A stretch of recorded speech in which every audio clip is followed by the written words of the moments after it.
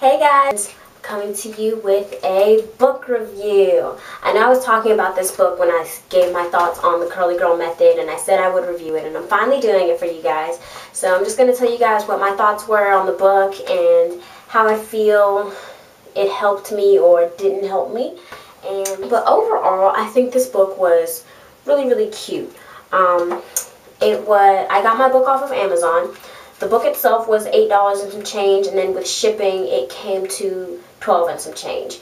But the list price on the book is actually $13.99. So even with shipping, I got this for a deal on Amazon. So if you want to get this book, definitely. The first chapter just kind of talks about why curly hair is drier than straight hair, the spring factor of curly hair, and then she goes into her hair typing system, which for me is one of the highlights of the book. The most popular curl typing system is the one created by Andre Walker, Oprah's hairstylist, the one with, you know, the whole 3C, 4A, that system. And I don't really like that system because it gives off the idea that your hair has to look a certain way for it to be that type. But in this book, when she goes over curl types, like here she's talking about cherub curls. You can see their hair. They're both supposed to have cherub curls, but their hair is completely different. Lorraine's hair system defines hair more on its characteristics. Even on the next page, she talks about wavy hair, and she has a picture of Erica, which is one of the Curly Girl models, and Megan Fox. They both have wavy hair, but if you look, their hair is like completely different. I don't know how much detail the camera's going to pick up, but they're both supposed to have wavy hair, and then like down here it lists like traits and attributes of each hair type, and that's something I really like. I like that you don't have to have like hair that looks a certain way for it to fit into a hair type.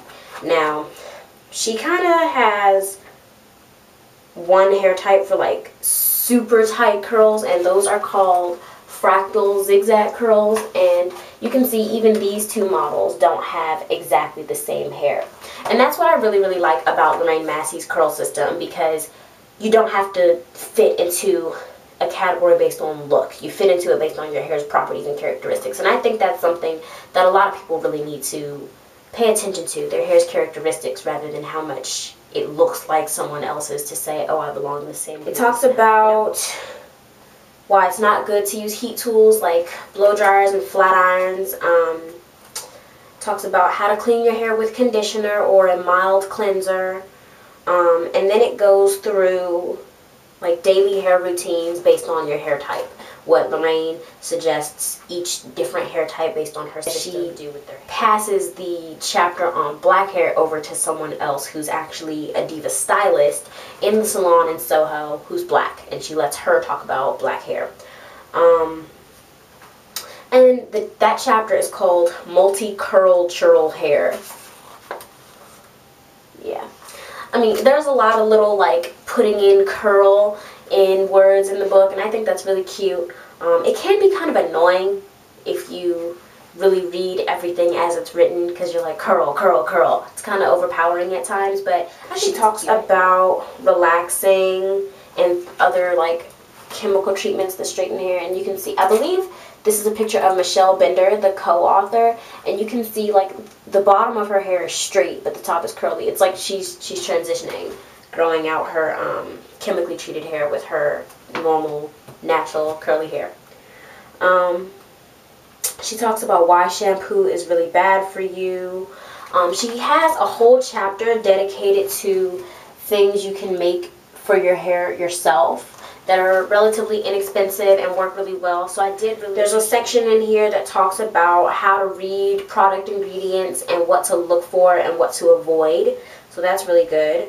There's a chapter on cutting your hair, like doing your own trim. And I think it's good information to have, but I don't think it's very helpful for people with very short hair, such as myself. Because she wants you to like pull it and look at the end and like go through each curl and like see what the ends are looking like, and just kind of hold it. And I don't really have hair long enough to really do every single curl. Like in the back, I'm not going to be able to see anything. So that method is out. But it's nice that she put it in there for people with longer hair. I'll probably use this method when my hair does dry. What else?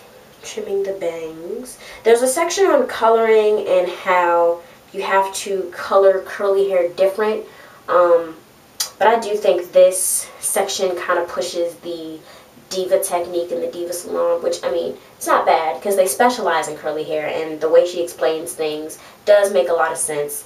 But I don't know, there's not much help for like people who don't want to go to.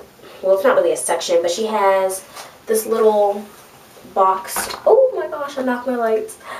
She has this little box up there that shows how to gently remove your knots, which I think is something that everybody needs, because you really, a lot of times when people first start going natural, they're used to yanking a comb through their hair, and they don't realize just how much damage that does and how much it sacrifices the length of your hair. So I thought it was really good that she kind of put something in there to say exactly what you should be doing to.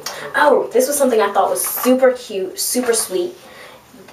There's like these curl confessions all throughout the books of like curly girls and how they fought against their hair and didn't embrace their natural texture, and now they're free with the curly girl method. It's very, very cute. But I kind of skipped over them.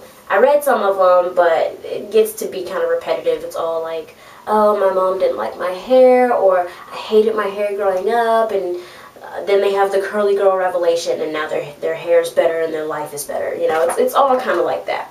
But there was this one curl confession that I thought was super sweet.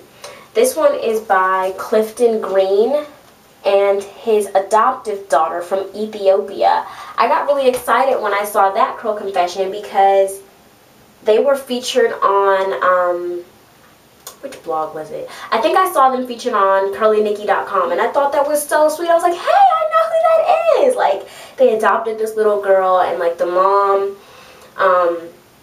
doesn't do her hair, her dad does, and he's like learning how to cornrow and define her curls, and like they all just think her hair is absolutely gorgeous. So like there's just this little Ethiopian girl adopted into a white family, and you would expect that they would like make her hair like theirs and relax it, but they don't. They really embrace her natural texture, and I thought that was so sweet. So I thought that was really nice seeing them featured in this book.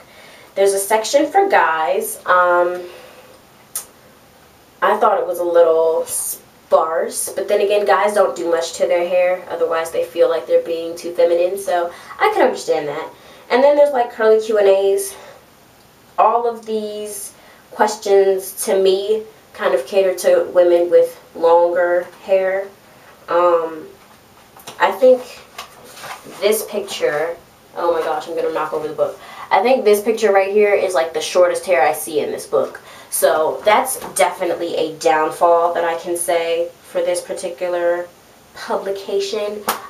It's definitely catered to women with longer, well, I won't say catered, it's catered to anybody with naturally curly hair, but women with longer hair will probably get more out of the book because there's more tips and tricks for women with a certain length.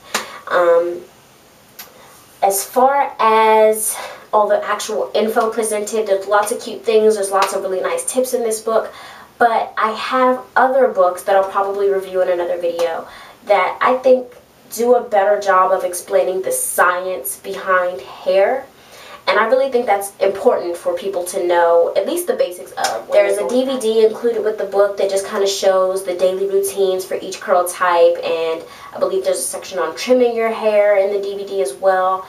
I didn't think it showed anything that you couldn't figure out just from reading the book, but it is nice to have a visual, just because when somebody reads scrunch, they might think, oh, I can just scrunch like this, whereas you see in the video, you're supposed to lean and have your head to the side when you scrunch and all that good stuff. So I think the book explains everything pretty nice on its own, but the DVD is a nice addition. So I really do recommend this book. Again, I got mine from Amazon.com, and the total with shipping came to somewhere under 13 bucks, so you're getting a deal if you get it from Amazon. And I hope you guys like this review. Please comment, rate, and subscribe. I really want you guys to comment though. Like, I want comments down below. Tell me what you think. Have you read this book? Are you planning to get this book? Do you refuse to read this book? Let me know why. I will respond. So I will see you guys in the next video. Bye.